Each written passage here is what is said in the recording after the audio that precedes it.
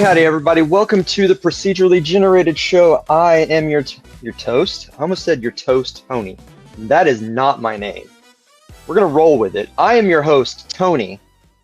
And joining me in the toaster of video game news, I've got Ethan.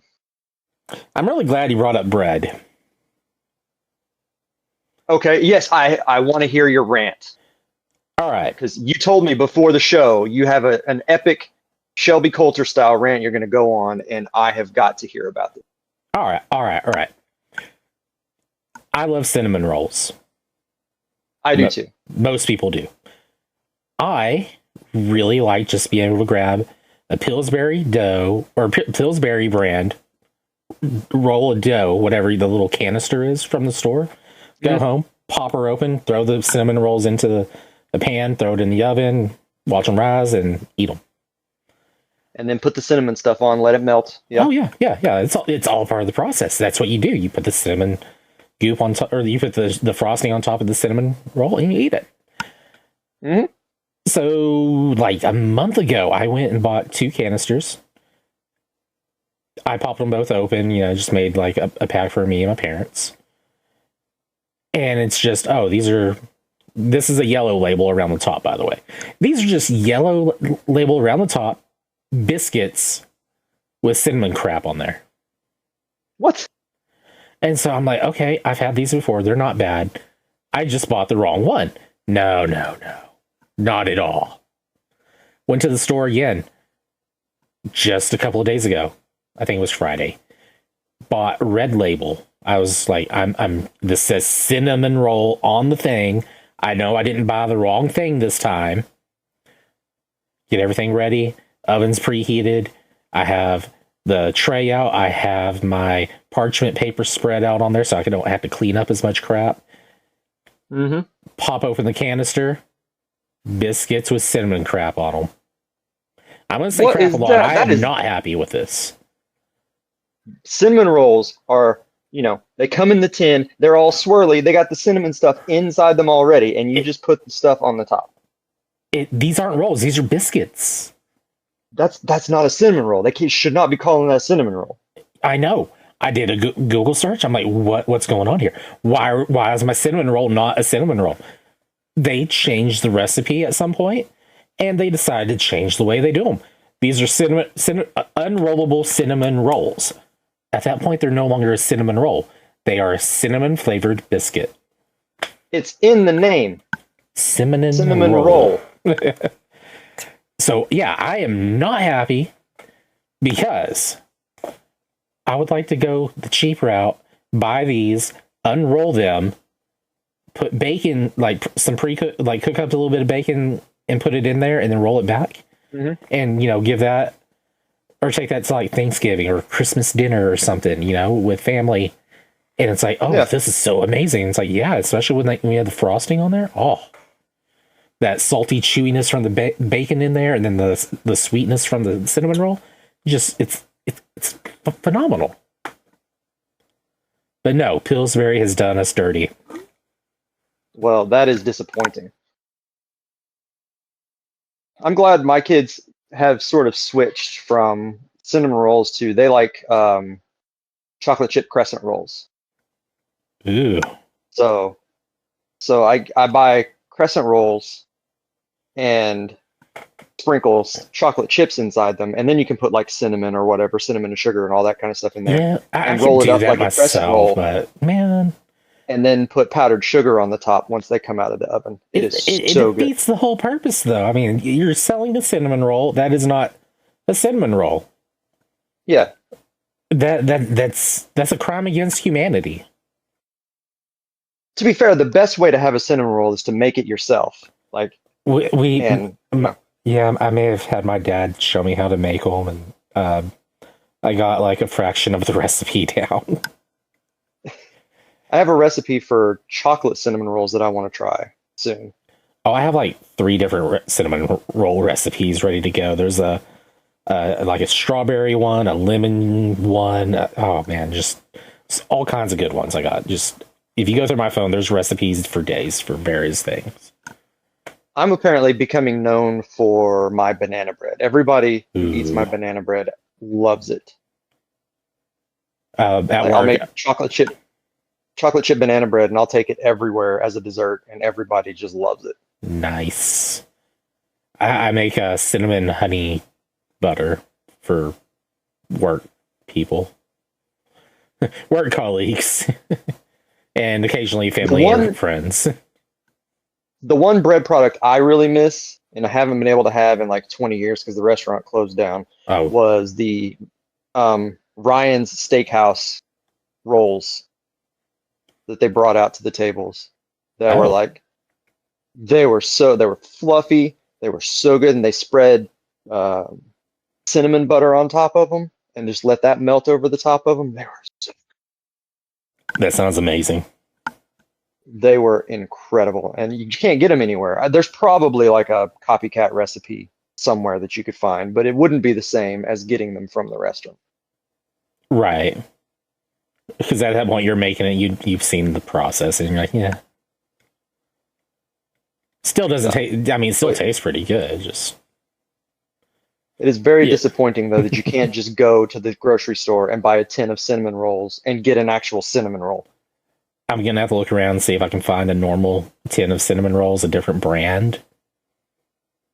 But it's gonna take me a while.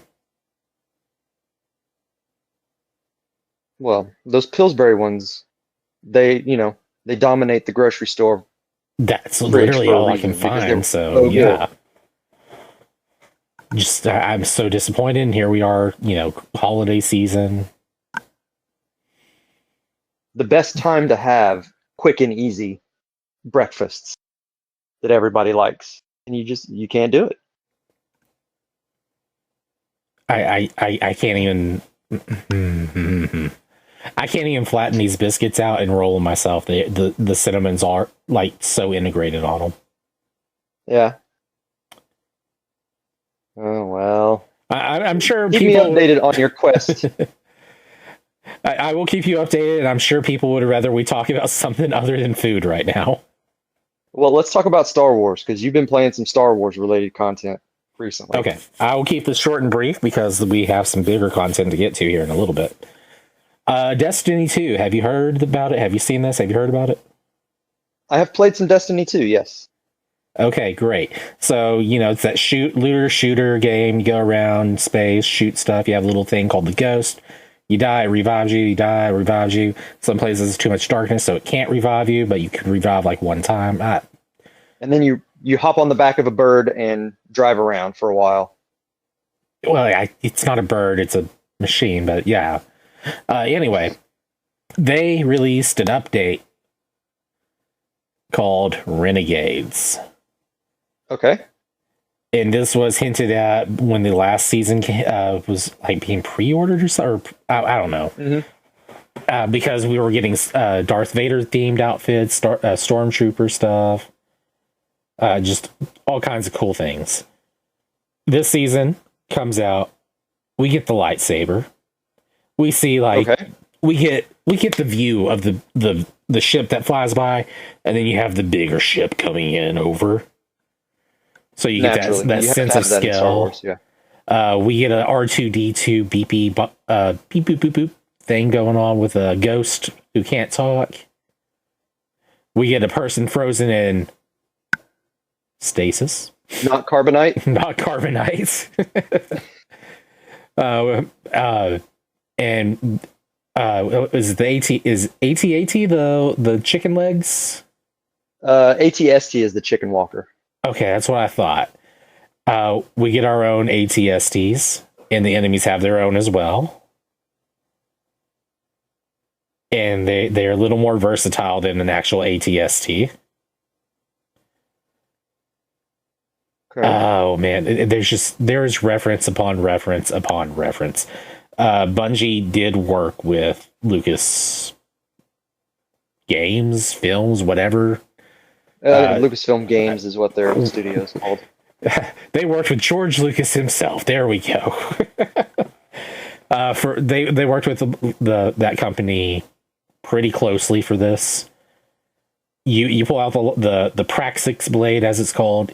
You get the noise going. You can reflect enemy bullets with it. You get the noise. You get the phaser reflected noise.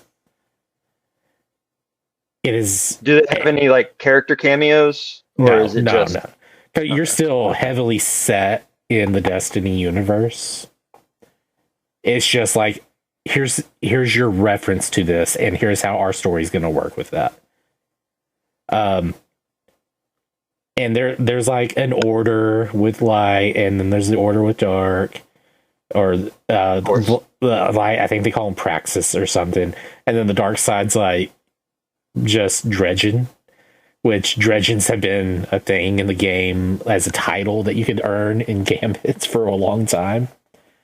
And now you're fighting actual dredgens, and they actually released the dungeon, I think it was yesterday. It went live around 11 a.m., I think. And it got beaten just right under 2 hours. It was like an hour 56.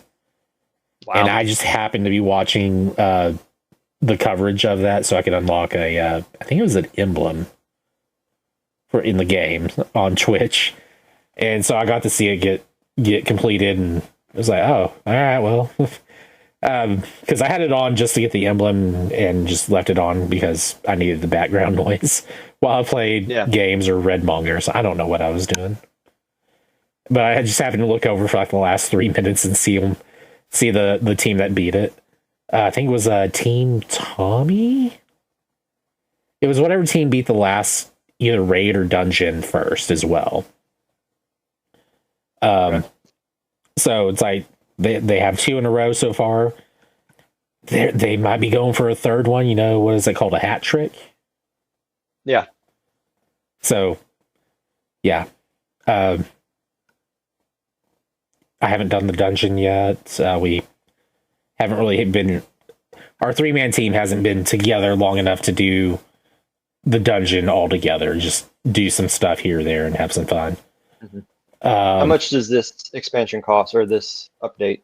I don't know. It was part of my pre-packaged deal that I paid for like a long time ago.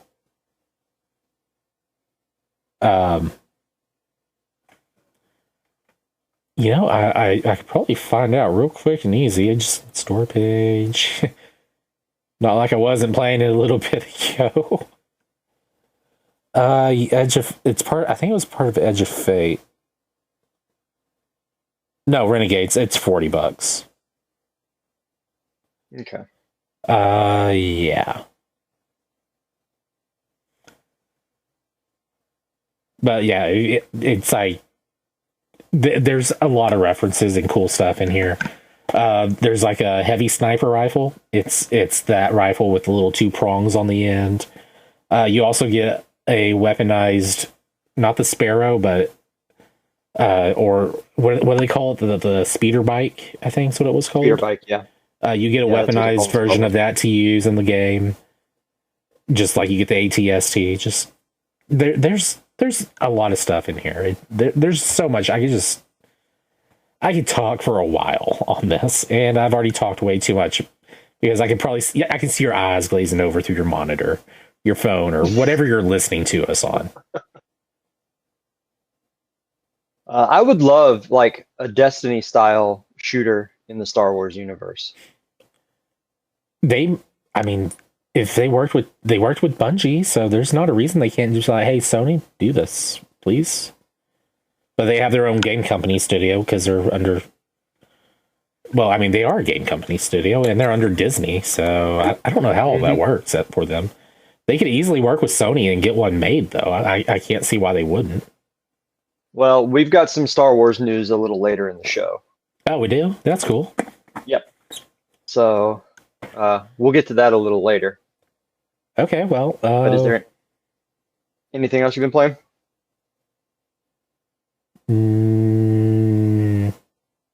Nothing worth talking about unless you just want to be bored with Castlevania talk.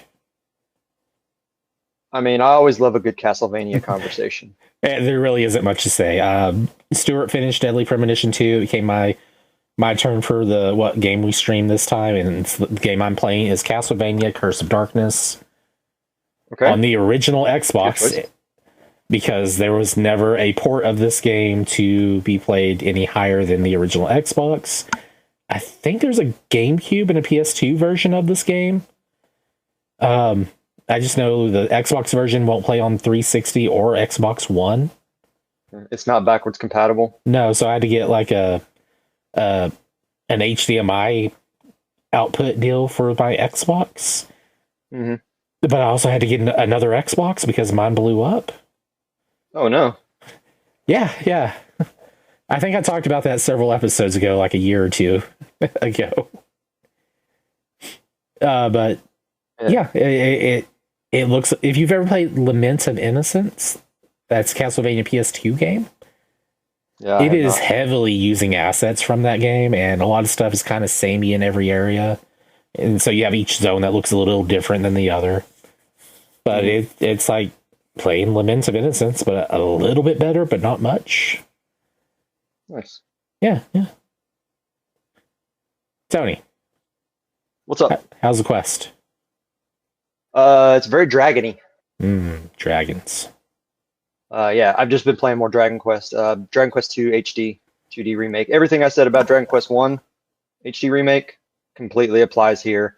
The upgrades are amazing, fantastic. They have added a ton of new content to this one. This is like this one, whereas I thought the first one felt like a completely different game that had a lot of similar story beats, but it was different enough that it felt like playing the game for the first time again. This one is even more on that because they've added so much more content. They've added new races that you interact with, just like in the first one where you got fairies and mermaids and things like that that were not in the original. You now have this in entire hours-long quests where you're dealing with things in those two new races areas on the map. A whole underwater section now where you take a ship and you go underwater. I just got to that point. It's about 18, 19 hours into the game. How's the ship going underwater? You play this harp and then a bubble forms around you and it lets you submerge under the water. Okay, cool. And then you have a completely separate map under the water. It's a whole new area that has never been in anything like the Dragon Quest. And the story in this one is so good. Like the voice acting adds so much. There have been points in the game where I was not ready, like emotionally, for some of the things that happen. Like in the original game, very early on, one of the things that you're doing is you're going around and you're trying to recruit your cousins who are also descendants of Erdrick along with you. And one of them, at the very beginning of the game, her castle and the city gets destroyed. It's a sad thing in the original game, but the voice acting in this adds so much to it. And the voice acting is so good in this game. It's kind of disappointing that they don't voice everything. It's probably about 40 to 50% of the game that's voiced, and then the rest of it is not. But the voice acting that is there is just phenomenal. It is so good, and it punches you right in the chest when they're hitting those emotional story beats. I absolutely love it. By the time I'm done with this, I would have no doubt that this becomes probably my favorite game in the Dragon Quest series, just based on the additions that they've added to this game from the original. Sounds amazing.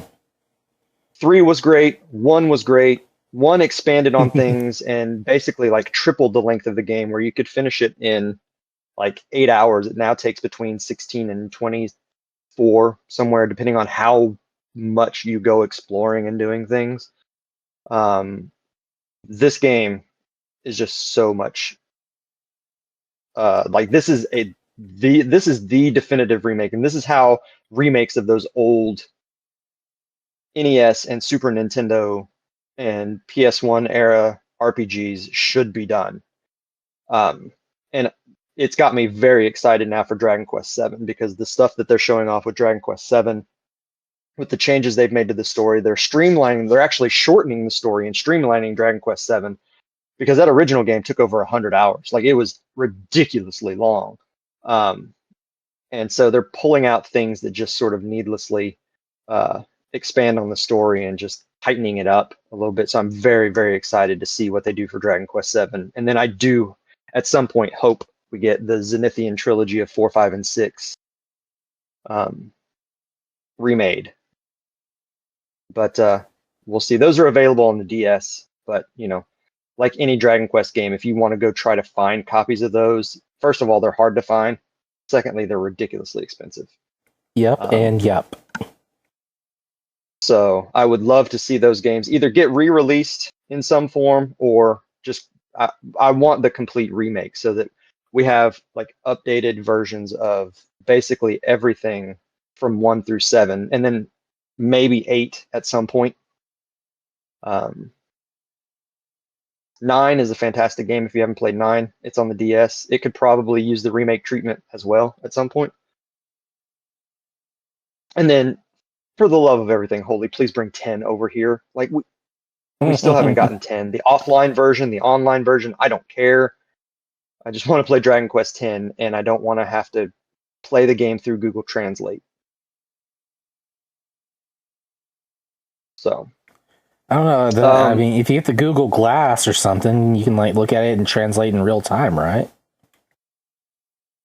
I mean, I suppose you could, yeah. But then you have to wear something on your head to play the game, and I don't really want to do that. You can be like Micah and Shelby and just go learn the language. Then, like, 2 years later, and then the game gets announced for the US anyway. Yeah. I love that. That was so awesome of them to do that. And then the game's still coming out in English anyway. Yeah. So yeah, Dragon Quest is phenomenal, and if you're a fan of RPGs, you owe it to yourself to play the game. If you have never played the original trilogy of Dragon Quest, I cannot recommend these games enough. They are, all 3 of them, incredible experiences. So, but that is it for me. I've got waiting for me after Dragon Quest is done. I need to do Final Fantasy VII Rebirth, and I recently picked up both the first 2 Octopath games when they were on deep discount. That's going to be a hurdle to get through. So I have lots of RPGs, and then I really want to get to Octopath Zero. There's quite a few games. I need to play Metal Gear Solid Delta. The list of games that I've missed over the last few months just playing Dragon Quest is starting to get really big. So I need to finish up Dragon Quest so I can get to some of that other stuff. The good part about Delta coming out is Metal Gear Solid 3 is kind of a short game. I mean, it can last longer depending on how you play it, but it's it's like if you rush through there, it's really not that long of a game, but it's still really good. So, and it's been out for years. It's just like, this is a massive remake with some new stuff added here and there. Mm-hmm. I was trying to think. There was one other game I was trying to think of that I haven't played because it just came out, and it was Metroid Prime 4. I haven't played that yet either. Yeah, I need to get a copy still too. So yeah, there's definitely some stuff, and I need a Switch too. So I'm hoping, crossing my fingers, February I'll be able to pick one up, but we will see. So, but that is all that I've really been playing, and this week was the Game Awards, and so yeah, we need to talk about the Game Awards. Yeah, I did my usual thing. I hung out with Stuart in one of our chat rooms on here, and I did a live stream reaction of the entire thing. Yeah, I kind of kept up a little bit here and there with everything. I watched a lot of the trailers and stuff afterwards. I was watching a movie with the kids, so I couldn't watch it live as it was happening, but I tried to keep up with it as much as I could.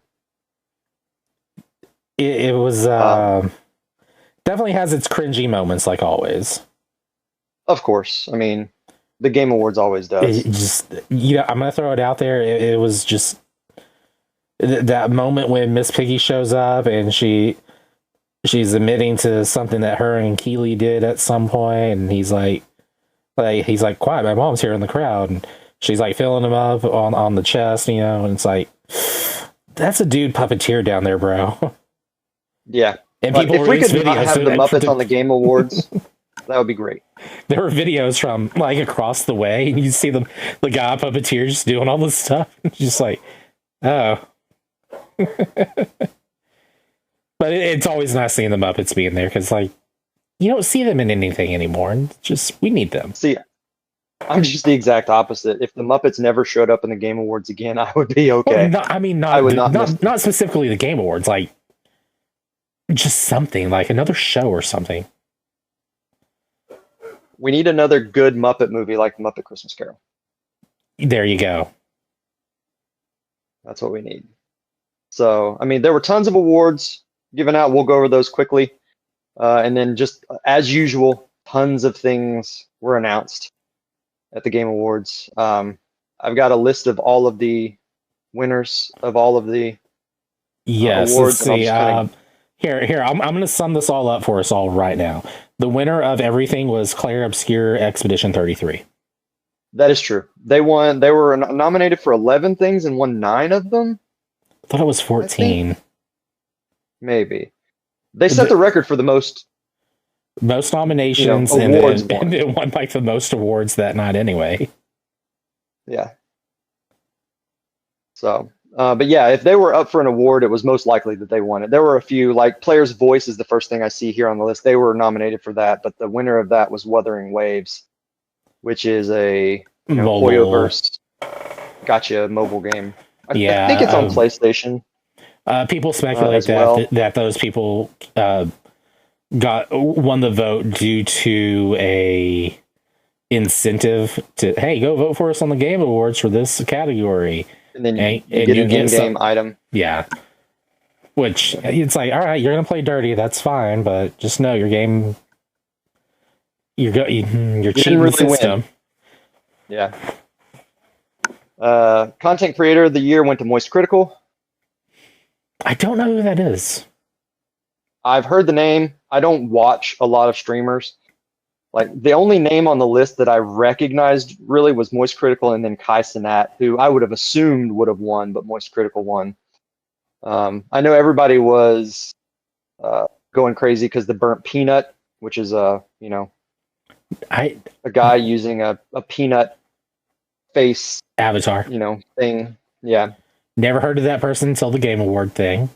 I hadn't heard of the Burnt Peanut until the Game Award stuff either. And then that person went on to also win like best VTuber or something, and they were like, hey, I'm not a VTuber, stop voting for me on this. Yeah. So, that's not awkward at all.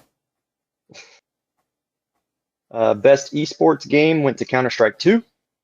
Yeah.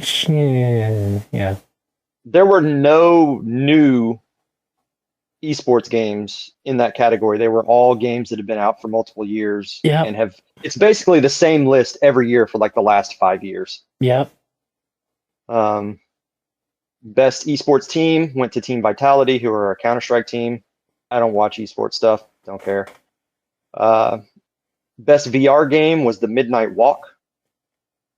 I don't even remember what that was up against, but yep. Alien Rogue Incursion, Arcane Age, Ghost Town, and Deadpool VR. Yeah. I remember Jason saying there's a Deadpool VR game. We're like, yes, Jason, there's a Deadpool VR game. Yes, there is. Best mobile game went to Uma Musume. As it should. It was up against Destiny Rising, Wuthering Waves, Persona 5, and Sonic Rumble. Yep. And it beat all those, as it should. Which any of those I could have seen winning, and it would have been fine either way. Like Persona 5 is really good. Destiny Rising was good. The problem I had with Destiny Rising is just so hard to do anything with your friends. My goodness, it is so impossible. It's hard to do anything in that game. it just like you're trying to level up so you could do all this in-game content. It's like unless you pay them money, you're scraping the bottom of the barrel, hoping to get some little piece of crumbs here and there. And I have not given them any money on that game, and it took. I think I played it for 2 months, and it took so long just to break the in-game barrier stuff. And I think I spent $5 on it to get the battle pass when it first came out. Oh, huh. And that's all the money I ever spent on it.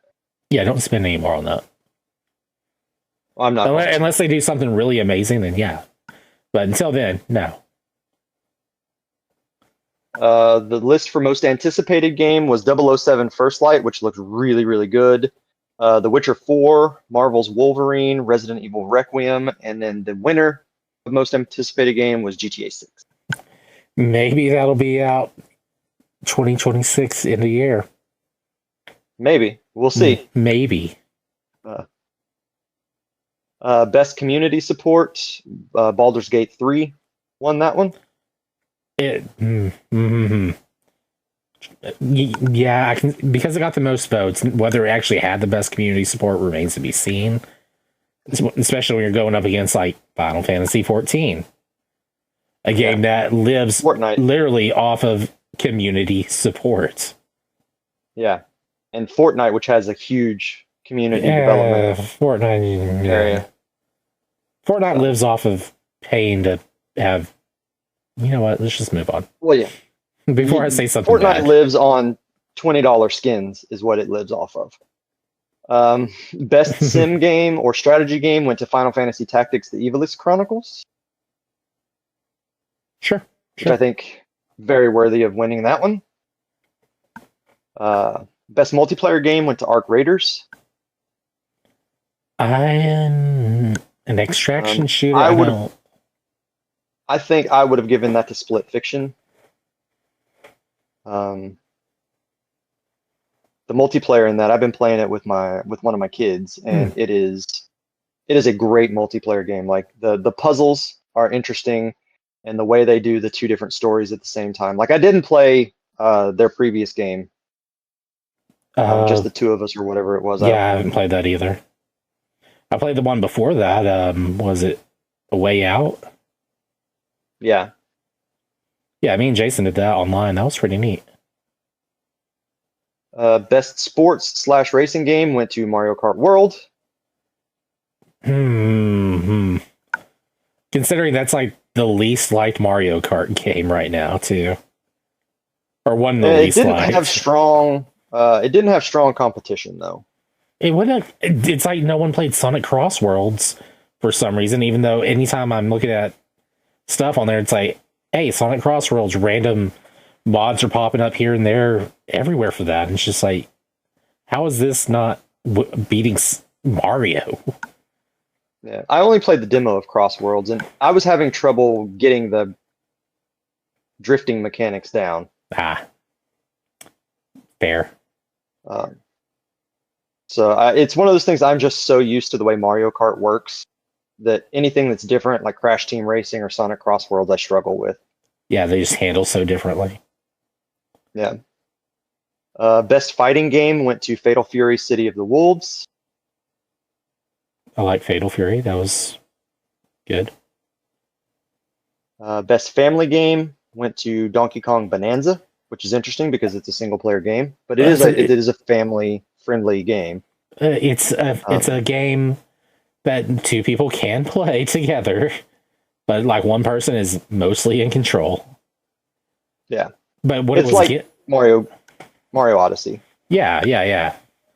Or well, even that paintbrush mode of Mario World or something. I don't know what it was. New Super Mario Brothers with like the Bowser's Fury. There we go. Yeah. Oh, okay, yeah. Yeah, the I had 3D forgotten World that Bowser Fury combo. had multiplayer. Yeah. Best RPG went to Claire Obscure Expedition 33. Boom. It had some strong competition though, with Kingdom Come Deliverance, Avowed, Outer Worlds 2, Monster Hunter. Um, I've seen a lot of people online talking how this should not have won Best RPG because Kingdom Come Deliverance is more of an RPG than Clair Obscur. But It's not a Clair matter. Obscur, It's not a matter of more or less of an RPG. It's a matter of how much fun was this game that had more people playing it to vote for it. everybody that I saw who played Clair Obscur, I played about 4 hours before my Xbox died, Oh, um, and I haven't gotten to finish it. But it was a fantastic game. Like you can see the lineage of RPGs that led up to something like Clair Obscur, and I think it was definitely it definitely was worthy of winning the category. yeah. My physical copy got delayed, so it hasn't come in yet. They told me like the day it was supposed to arrive. Hey, there's a delay. Best action adventure game went to Hollow Knight Silksong. Okay. It also had some strong competition with Death Stranding, Ghost of Yotai, Indiana Jones, which is a phenomenal game, and then Split Fiction. Like that's another one of those categories that any one of those games could have won, and I would have been perfectly happy with. Because those are all. I mean, I have not played Death Stranding. That's the only one that I don't really have any familiarity with. If Death Stranding 2 is anything like the first game, I don't think it should win that one. Okay. Not saying it's a bad game. I'm just saying it shouldn't win that category. Best action game went to Hades 2. The Hades game series and just the developers of that game know what they're kind of doing in that area, and that's how. Yeah. They definitely know what they're. I have not played Hades 2. I've played the first one. I have not played Hades 2 yet. The first one was fantastic. I watched the other Jay games Hobbs in that play a lot of Hades 2 already, and it's pretty much Hades 1, just different. just green instead of red. Yeah, kind of. That's a good way to think about it. The other games different skill set going on, so it's different. Yeah. Battlefield 6, Doom: The Dark Ages, Ninja Gaiden 4, and Shinobi: Art of Vengeance. Those two Ninja games, both incredible. Really? Incredible experiences. I didn't yes, know. Shinobi is. It's like fantastic. I kept seeing Shinobi was going to come out. I'm like, this art style's a little off, but okay.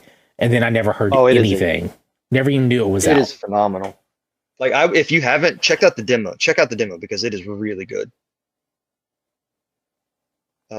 Best debut indie game went to Clair Obscur. Nice.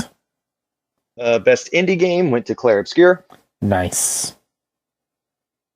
Best ongoing game went to No Man's Sky.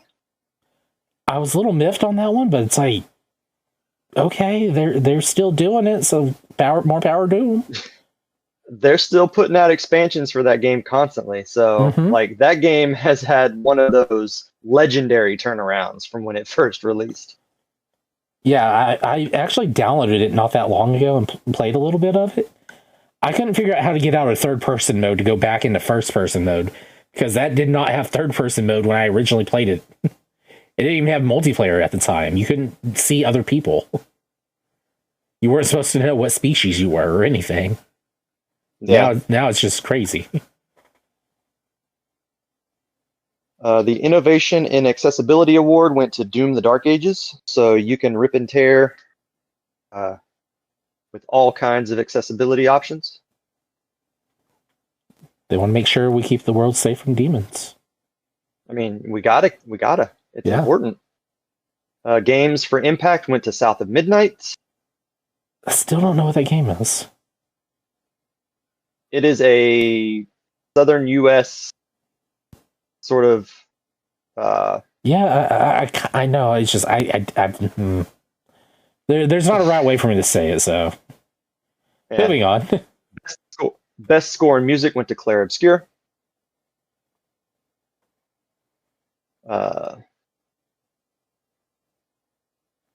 Best performance went to Jennifer English, who won for her role in Clair Obscur. I was about to say, for her role in Clair Obscur. Yep. There was like what 3 people for that nomination Yes. that were clear obscure actors. Yeah, Ben Starr, Jennifer English, and Charlie Cox were all nominated from Claire Obscure. I was cracking up at that. Just I had forgotten about what I voted for, and then that comes up, and I'm just amused by it greatly. I'm pretty sure for that one, I had actually voted for Troy Baker from Indiana Jones because Ah, he was excellent at he's good at doing his the Harrison job. Ford. He really is. Ow. I mean, there's a reason Troy Baker gets hired for everything. So Him and he's good at what he Nolan does. North. Yeah, and his Indiana Jones was spot on. Like there were a few times with like the motion capture stuff that you could tell it wasn't really Harrison Ford. You could see some of the cracks in some of the motion capture, but as far as the voice went, you could not tell that was not Harrison Ford doing the voice of Indiana Jones in that. He was excellent in that game. Best audio design did not go to Claire Obscure. It went to Battlefield 6. Yeah, sure.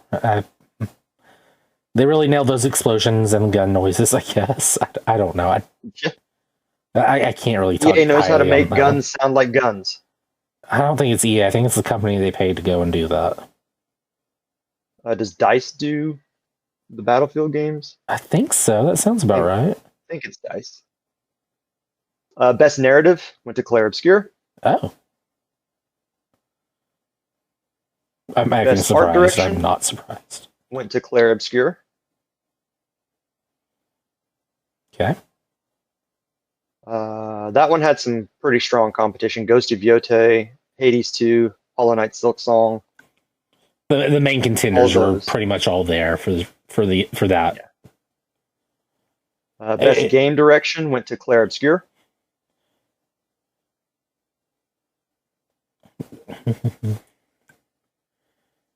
I think it was what was it? I'm breaking a little rule here.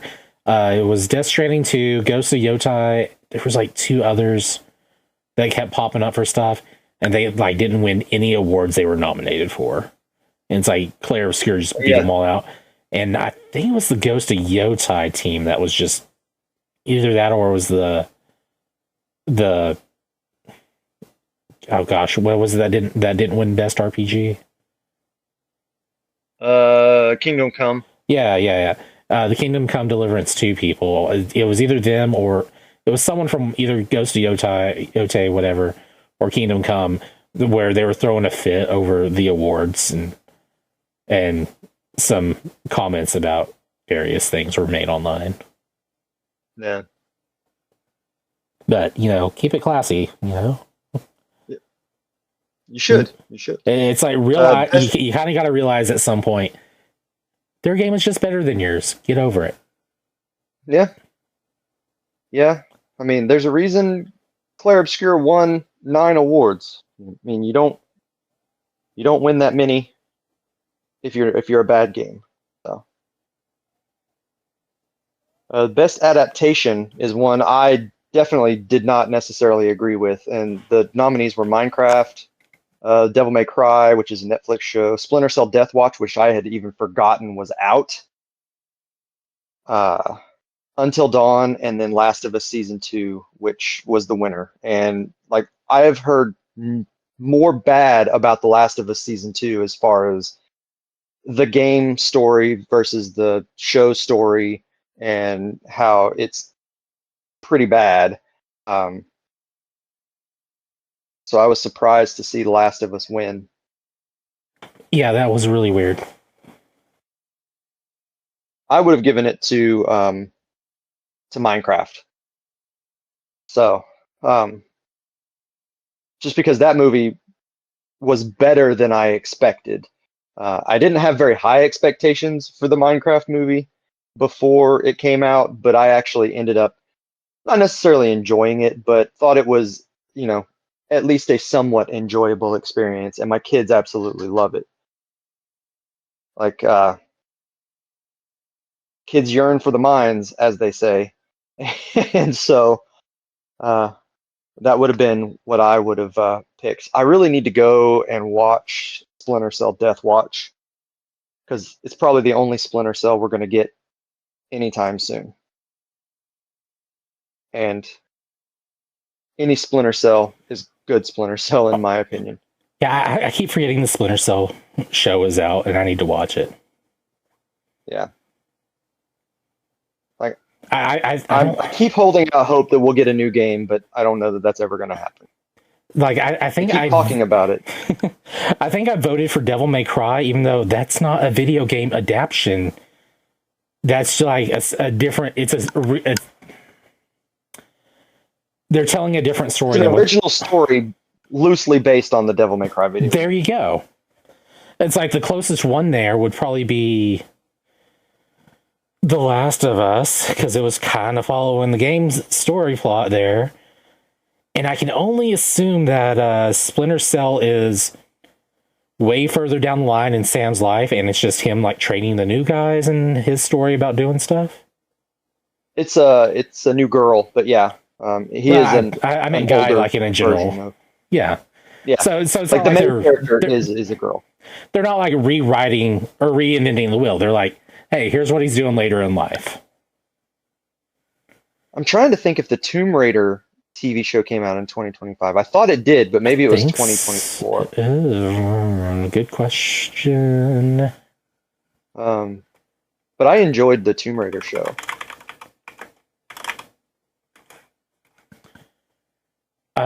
Looks like it came out October of last year. Of 2024? Yep. Okay. So yeah, which is why it was not even nominated. Yeah, a little older than I thought it was. So, I'm guessing just right now, I'm gonna predict next year's best adaptation winner. Minecraft, the and it's second gonna be movie. The Mario Galaxy movie. Oh.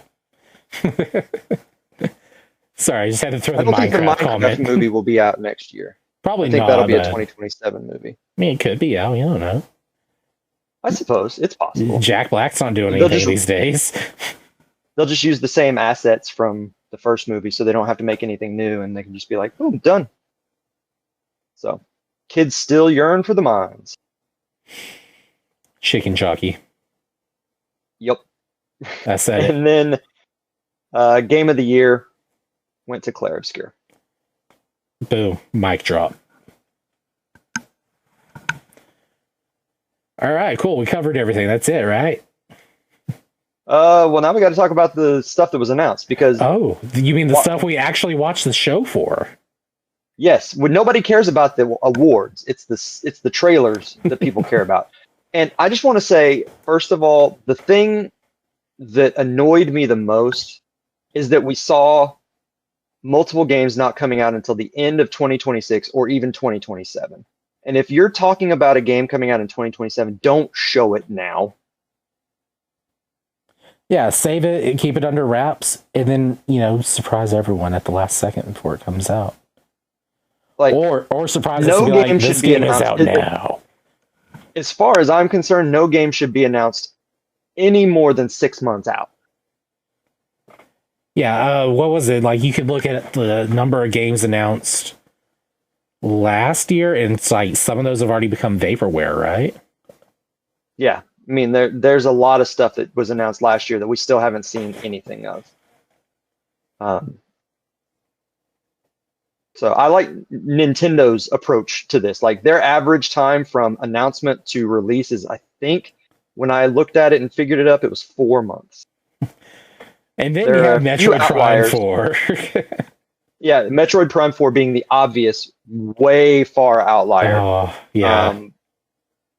But most of their stuff, about 4 months out, is when Nintendo starts to announce things. Really wrecking the bell curve there with the Metroid game. So, or grade curve, whatever it is. But yeah, there was a bunch of stuff. Some stuff I'm really excited about. A lot of it was just like with every year the Game Awards. It's all hyper realistic, ultra violent, brown, gray. Were some exceptions, but a lot of just samey type stuff that I saw. Yes. Yeah. But there were some games I'm super excited for. Even if it doesn't come out, I was excited that it was a thing for moments. The first thing I saw when I turned on the Game Awards, because I came in, I think, a little late, maybe. I don't remember when I turned it on for the first time, but I saw a sci-fi space shooter, and within about 5 seconds, I said, "That's Star Wars." That was the way the ship opened up and the steam came out from it. Was exactly like the way the movies are, and I was right. It was Star Wars: Fate of the Old Republic, which is the next game in the I guess not KOTOR line, because I think this is being developed by the person who was responsible for KOTOR, but is not being done by BioWare, I believe. Don't they have like a, what was it, like a Mass Effect or Dragon Age person working on this one? I mean, I would not be surprised. I think they brought in someone that used to do that. I don't know. Stuart would know better than I am, or I would, or something. I don't know. But it wasn't the only Star Wars thing, so there's that. This was not the only Star Wars game announced during the show. But this is one of those that is not going to be out for a while. I saw somebody say it could be 2030 before this game comes out. Oh. You cut me deep, Shrek. Yeah, it is a spiritual successor to KOTOR. It is not a brand new game in the KOTOR franchise. But the teaser they showed off looks great. Like a good Star Wars game, I am all for. I would love to see some more stuff. The other Star Wars game, let me see if I can find it on the list. Star Wars Galaxy Racer. Star Wars Galactic Racer. Sorry, Galactic Racer. It being developed by Burnout and Need for Speed developers. It's basically another pod racing game. We were watching it, and I said, "Now this is pod racing." Yeah. So I loved the first pod racing game on the N64. I played so much of that way back in the day. So I am all about a new pod racing game.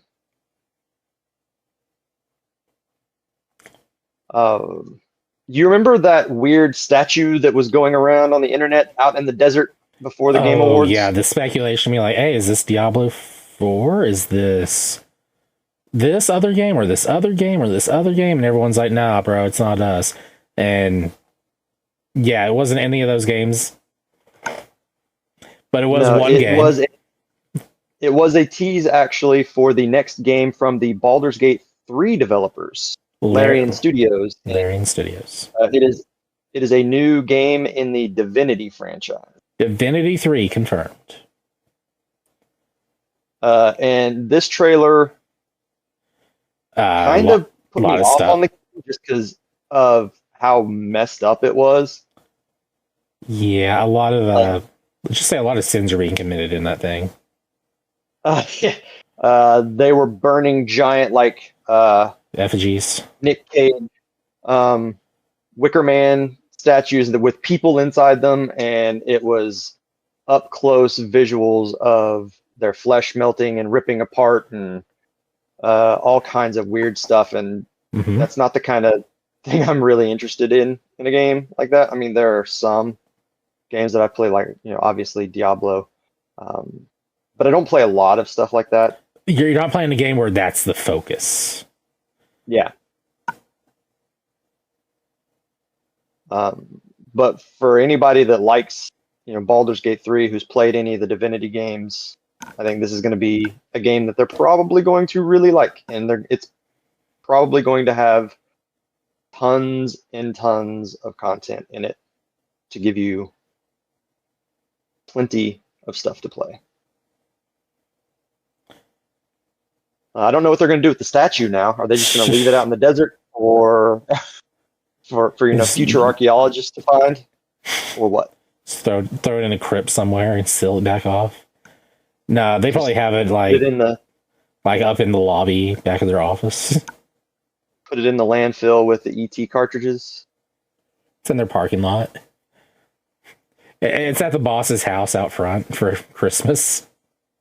Yeah. Oh, That's not a Christmas decoration I want in my front yard. There was a new trailer shown off for Resident Evil Requiem, officially announcing that Leon was going to be in the game. Leon. There you go. Your Ashley reference. No, yeah, it's great seeing Leon coming back in there. Speculations on him being older and this and that. It's Leon. He's going to kick some butt and not take any names. I think and this is now his he can wield a chainsaw. Resident Evil Requiem would be out on February 27th. I think this is Leon's first game since 6, not counting remakes and stuff. Yeah, this is the first time he's in a game since 6, so 2, 4, 6, and now here he is again in 9. He missed 8 somehow. Missing his every other game cameo. Yeah. Well, they had to let Ethan take. Was Ethan in both 7 and 8? Yeah, he was a protagonist in both. Shame that he can't be a protagonist anymore. He's too awesome. Well, you know. They said you gotta retire. Ethan, you're too cool. You're just be Ethan. You're too cool. I mean, yeah. I mean, you don't want too much Ethan, because then you don't want him to wear out his welcome. We got not one, but 2 announcements for new Tomb Raider games. Yes. Tomb Raider Catalyst, and then Tomb Raider 1 Reimagined. Tomb Raider Legacy of Atlantis. Yeah, so that's the reimagining of the first game, right? Yes. Cool, because I don't know anything about the Tomb Raider games. And Tomb Raider Catalyst takes place right after Underworld, I believe. The movie? Yes. Cool. I think it was Underworld. I don't know. I'm sure there's a whole timeline. It's just Tomb Raider is just one of those games I've never played it outside of a demo kiosk over in like Walmart or Target or somewhere. I don't know. And I didn't know what I was doing. I was like running around the mansion trying to figure out how to do a handstand to jump up somewhere.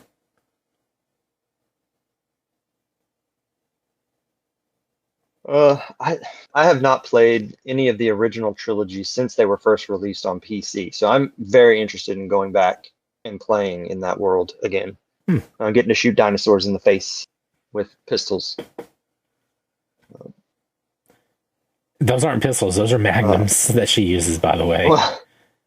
And the way, this is just me going on a little rant. They have her thumbs like on the back of the magnums that she's using. Those would actually blow her thumbs off whenever she fires them. Yeah. That's how strong those are. Yeah, those guns are very strong.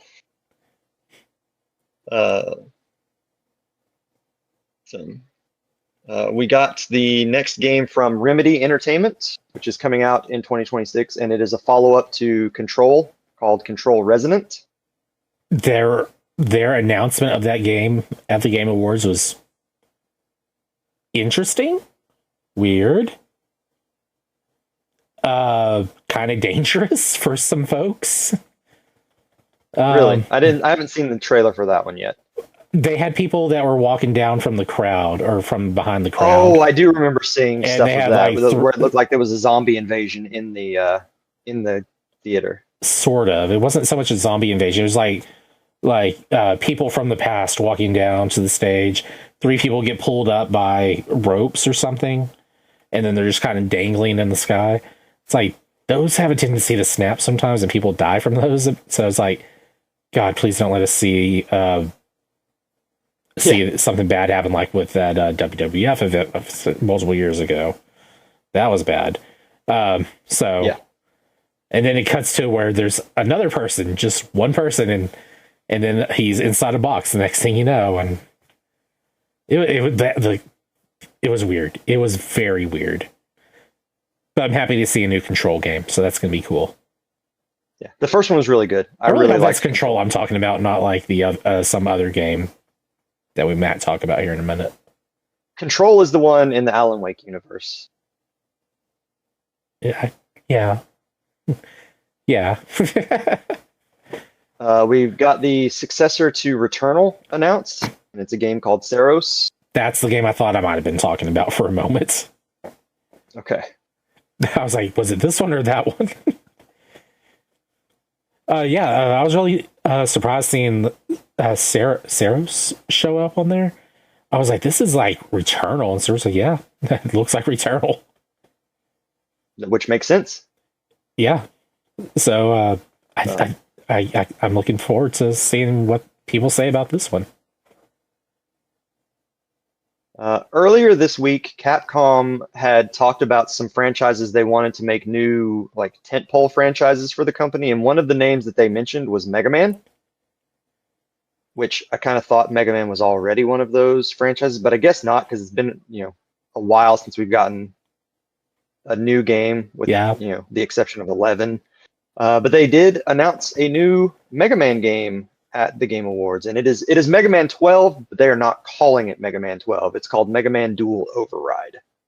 Mega Man Dio.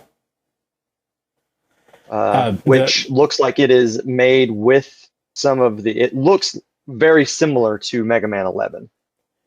All we have is an announcement with like, oh, here's a capsule that opens up and there's Mega Man. That's literally all we have. They had a band play an orchestra playing music, and you're kind of like, this is kind of familiar. And then at the end, you hear the da da da da da da da da da da, and then Mega Man shows up. I hope I did the right tune on that now. You did. You did. I started thinking, did I do Powerpuff Girls? This is one of those games, though, that is not coming out until 2027. So it's one of those that, while I'm excited to see a brand new Mega Man, I would have rather they waited to announce this one until it was much closer to release. They may have something just sitting on the back burner. It's just they don't have it fleshed out enough or ready to show it off publicly. Just they needed people to know it's there. Did you see the VTuber video where the girl is watching and Mega Man comes out and she just goes, Astro Boy? No, I did not. It's so adorable and funny. I'll send it to you later. Okay, yeah, I need to see that. There was a new trailer for Lego Batman Legacy of the Dark Knight to announce the release date, which is May 29th, 2026. I am ridiculously excited for this game. Because it's the game it looks like they just took the Lego games, the Arkham Asylum games, smashed them together, and we are getting something brand new and unique in the Lego universe. And I love that they're doing the Danny DeVito, Arnold Schwarzenegger versions of Penguin and Mr. Freeze. Yeah, I'm looking forward to seeing what this one's going to bring, and if it might be like the first Lego Batman game I actually got on my way to get. So yeah, that might happen. Yeah, if it's one of those games that has online multiplayer, I would be there playing that with you if you wanted to when it comes out, because I love the Lego games, and this one looks really, really good. I was mostly sold on it when I saw the laser pointer, and you see a Lego cat pop out. A Lego cat, yeah. I was expecting Catwoman to come out following the laser pointer. Yeah, I was just like, really? That's a little on the nose, Batman. Oh no, she's the one using the pointer to use the cats as a tactic to attack. Yeah. Let's see. Blizzard showed off the newest expansion for Diablo 4 called Lord of Hatred, which comes out on April 28th of 2026, and showed off one of the new classes in the game, the Paladin. Paladin's back, baby. I need to get back into Diablo 4 because I have let that one go far too long, and I need to get back in there and finish it. I was enjoying it when we had originally been playing it together. Well, it's like, and then we just got into other stuff. Well, it's like every other week they're resetting or giving you a new season, and it's like, guys, stop. We're trying to finish the game here. And every season, like, oh yeah, you need to start a whole new character now. Ha ha ha. Oh, you can play your old character, but the stuff doesn't carry over to the new seasons. It's like Blizzard. What the heck? Which is crazy. Now we get to go and fight Diablo, Mephisto, and Lilith, so that's going to be fun. All at the same time. And a new region called Scovos. Scovos, whatever. I would say Scovos, probably. We got a trailer for the Street Fighter movie. Yeah, we did. And it looks ridiculous. It looks so dumb. It's one of those, I'm so when happy. I was watching it, I said, this is so stupid looking, which means one of two things. It is going to lean into all that stupidity and camp, and it is going to be the greatest Street Fighter movie we've ever seen, or it is going to be absolute garbage. It could be both. It the could. Best garbage we've ever seen. Cody Rhodes' version of Guile looks ridiculous. Like, that hairstyle in real life on an actual person looks stupid as heck. Me, Steer, and Jason are like, his hair needs to be a little taller, I think.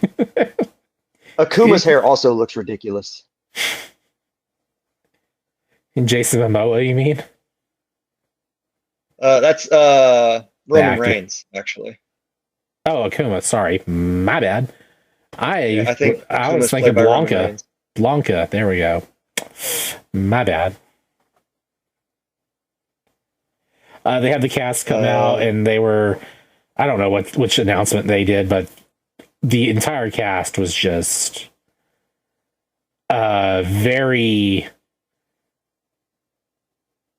happy to be on stage, I guess is a good way to say that. They've definitely been, it seems like they've been, I'm not going to say partying too much. I think they were just really excited to be together in front of a crowd, because they're all some level of entertainment people, so and having them together, they just fed off each other's energy. And some words may have been said about Mortal Kombat 2 cast not showing up to the event, which may have left a sour taste in some people's mouths. But it's like, for a moment, you really thought the Mortal Kombat 2 staff or actors were in the back about to come out too. That would have been like, really, guys?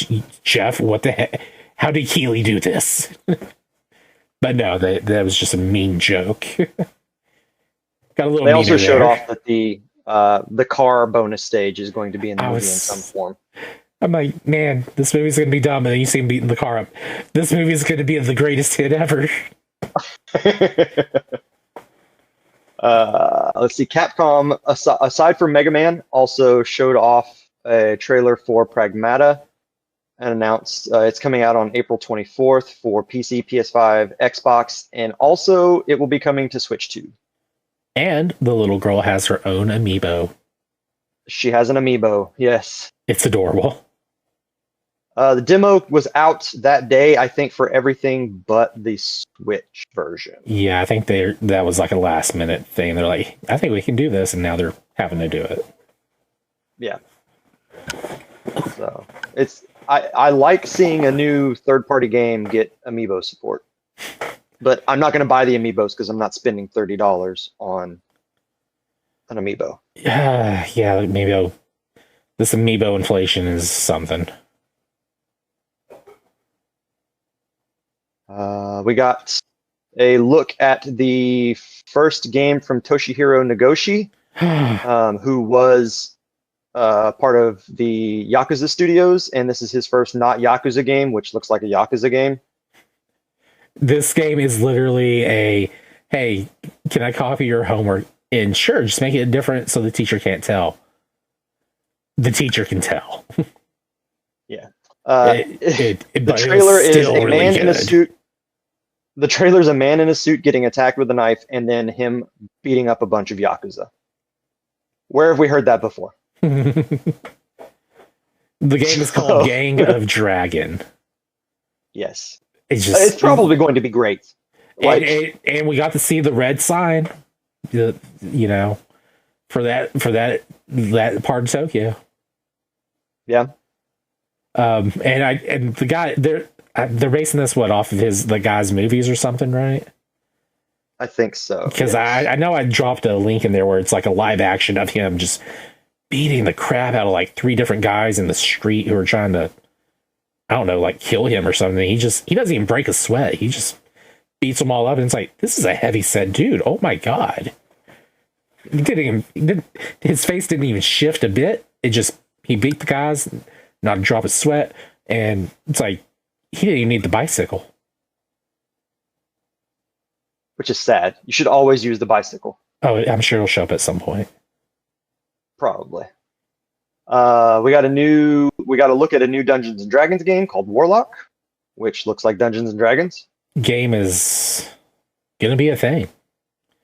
It's a single player game. You play as a warlock, I guess. Yep. Should be really interesting. Actually, they've been the Wizards of the Coast have been very picky about who makes their games lately, and after the Baldur's Gate 3 hit, they're like, yeah, we need more big hits like this. And they also have that other game in development from someone. I forget which one it was. Tony, help me out here. It wasn't Total War. Oh gosh, I don't see it on the list. What game are you talking about? A Total War game? No. Bear with me here. I'm going to find it. You know what? Carry on. Yeah, I'm not sure what game you're talking about. But speaking of Total War, we got the trailer for the next Total War game, which is going away from the fantasy or realistic history versions of Total War, and we are getting Warhammer 40K Total War. And it looks awesome. The game was Exodus. The Future Tech game. It's a Wizards of the Coast game, but it's not D&D. It's like, okay. Yeah. Sorry. It's not on our list of stuff to talk about here. That is very weird. So yes, we are getting a Total War Warhammer 40K game. Yes. I will be down. I will be there day one playing this thing. I probably won't, but I will want to watch people play it. We have both a fantasy and a 40K version of Total War coming, because with Total War through Warhammer 3, that's the fantasy version. Both of those are coming. It looks like there's 4 playable races in the 40K game: Space Marines, Astra Militarum, Orcs, and Eldar. And it looks like a Total War game, just with lasers and giant titans and lots of orcs running around. It looks phenomenal. I am a big fan of 40K stuff. Very excited for this one. Yes, you are. I'm a little sad we're not going to get some Battlefleet Gothic space battles, it doesn't look like, but I will take what is like the epic 40K version of 40K, which was epic 40K is 5mm figures. They're very tiny, but you have tons of them on the table all at the same time. So you have huge scale battles, which is what this looks like. Neat. Let's see. We got the next game from a former Left 4 Dead designer, which looks like another 4-player co-op shooter. Yeah. Called 4 Loop. This one's like a kind of a roguelite? I don't know how to describe this. A little bit. Like you die, you come back as a clone of yourself, and you have to like learn from your failures, and it's like you have a chart for how all this works or something. I don't know. This is being developed by Bad Robot Games, which is J.J. Abrams' game studio. And then Mike Booth, who is the Left 4 Dead creator. So it is a sci-fi third-person shooter in like future Earth, zombies, all that kind of stuff. So Left 4 Dead, Back 4 Blood, 4 Loop. They've all got to have 4 in the title somewhere. The number 4 is always there. It's a secret there to something. It's a number in life. We got a new trailer for Ace Combat 8: Wings of Thieves. Yeah, which we looks really good. It's been 6 years since Ace Combat 7, and it'll be nice to have another Ace Combat game Yes. out. Lenny Kravitz has been announced to be in the new James Bond game. He is going to be the what are you buying guy from like Resident Evil. Oh, I thought he was like a villain. So he's okay. Yeah, he's a black market dealer. Okay, cool. My headphones are about to die. That's not good. Oh no, how will we ever carry on? We got to get through this quickish, I guess. Okay, Marvel Rivals announced that Deadpool's coming. Deadpool is the next playable character in Marvel Rivals. Yep. If you care about that. Jonathan Blow has a new puzzle game coming out called Order of the Sinking Star. He's the guy that made The Witness. That game's like, that's a puzzle game. We'll just go with that. I have not liked anything that Jonathan Blow made. So that's a good indicator that the game's not good if Tony doesn't even care for it. Lords of Fallen 2 got announced. Mm-hmm. I don't know what to say about this one myself. It looked very Souls-like. Is that probably a good way to say that one? Yes, lots of dismemberments. Yes, their limbs can be removed. An adorable claymation-looking game called Out of Words. Not Out of Worlds, Out of Words. Where you have a boy and a girl. They're like little cannot talk to each other. They don't have mouths, so they can't talk. And so I guess communication is a key outside of the game for the players or something. I don't know. But it looked adorable. It looks adorable. It's like claymation puppet stop motion looking thing. Yes. It looks really good. Neo 3 got announced. Looks just like Neo. Each one of those, they're really good games if you don't like Dark Souls, but you like this. Or if you like Dark Souls, but you want faster paced action, that's what this would be, I guess. Yeah. Neo's coming out February 6th, and there will be a demo available on January 26th. My game of the show, the game of the show for me was the next one from the Mario and Rabbids creator, David Soliani. Bradley the Badger. Called Bradley the Badger, which the trailer they did for that with nods to Bloodborne, Cyberpunk, Last of Us was so charming. It is a 3D platformer with some, really interesting puzzle elements to it. I think it looks fantastic. Various twists and turns here. In fact, it was very hard to figure out what this game was for a little bit. We had another game announced called Stupid Never Dies. And this is a game where you play as a zombie who has fallen in love with a girl that's not a zombie. Mm-hmm. I don't. Yep. It just says Stupid Never Dies is set in a world where monsters are part of everyday life, and you take on the role of Davy, a lowly zombie who must brave a dungeon to bring back Julia, a frozen human he loved. Yeah. Oh, I didn't know she was frozen. I didn't get that from the trailer at all. It looks very action oriented. At one point, you see him like eat the heart of a wolf or something, and he turns into a werewolf and just went nuts with like sheer shredding power. One of the very first trailers they showed off for the event was The Free Shepherd, a game where you play as a dog and you're herding sheep. Yeah. Not coming till 2027. Yeah. So, best dog. There you go, right there. Last of Us and Uncharted director unveiled their new project, which is Coven of the Chickenfoot. Mm-hmm. Which looks kind of neat. I like the visual style of this one. Yeah, I don't know how to describe this one at all. It's kind of like an animated Breath of the Wild sort of thing.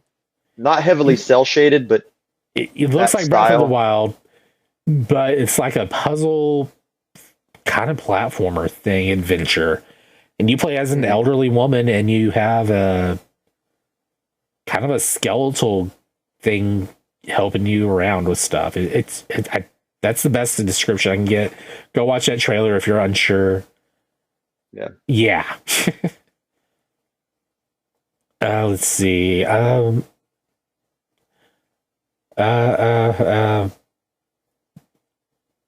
Audio Mech is a new game from the creator of Audio Surf.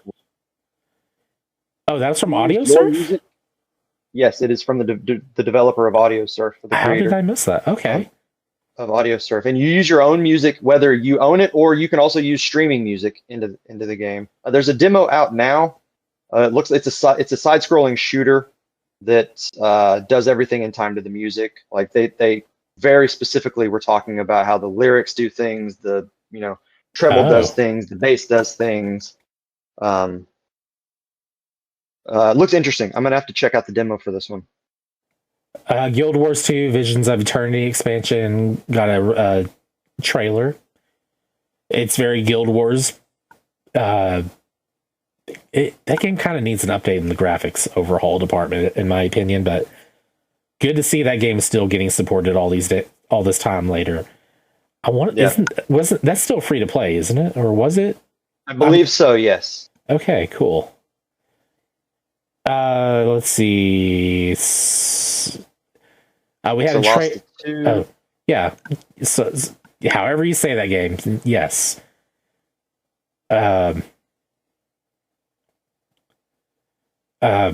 This game's gonna have Solasta 2. It has early access coming. Announced in the release date trailer or something. It's a turn-based RPG. That's what this one is. I was like trying to figure out what this game was again. It's been a week. I've kind of not remembering things here, there, and everywhere. You can think of it very close to probably like the Baldur's Gate 3 thing, how that looked. This one had a lot of choices being thrown back and forth, like, oh, we have to use this thing or not use this thing, and just it started kind of some things going on there that make it interesting, but it's like, what is going on? I need to know. There was a trailer for this really fun looking game that me and Jason are looking forward to called Orbitals. It's kind of a anime 2-player co-op game. Sorry, I just heard my cat snoring behind me. Orbitals. It's kind of in the vein of what we talked about earlier, where it's the split screen deal. Yeah. Where one player's one side of the screen, the other one's the other. This should have the online play, so it looks very interesting. It's got that old style anime drawing that I kind of grew up with, and I love it. Warframe announced a new expansion or event or something. Yeah. I don't know. It's Warframe. I mean, they're still going. These guys are awesome. Go check that out. Mila Jovovich is coming to Hitman. Yes, she is, and several other actors, right? No, wait. Oh, I got confused because I didn't know Slim Shady was in the game already. Whenever that trailer, Eminem's already in the game. Yeah, it showed like assassinate Slim Shady. I'm like, what? So, yeah, Mila Jovovich is coming into the game. She may or may not have a multi-pass. We won't know yet. I hope they at least reference it, even if, there's not going to be a multi-pass, but I hope they at least reference it. That would be hilarious if they did. Yeah. And then they ended the show with the next game from Respawn, which is not the game that I want Respawn to be making. It's the game that no one wants Respawn to be making, actually. This is a new PvP shooter from Respawn called High Guard. It is a fantasy-looking shooter. You're wearing armor, and it's just another live, service shooter from a company that already has a live service shooter out there. The internet has compared this game to Concord, and they expect it to be dead before it even gets released. I want Titanfall 3. I don't think we're ever going to see Titanfall 3. Oh, no, not at all. That's what when they said that, I was like, oh, Titanfall 3? Come on, Titanfall 3? No. It's like January 26th, and it will be dead by January 30th, I think. So. Oh. You cut them deep, Shrek. You cut them deep.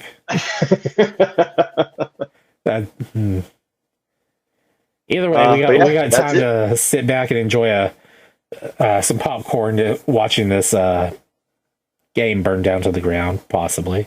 Yep. Or to rise above it all. It'll be interesting. Yeah.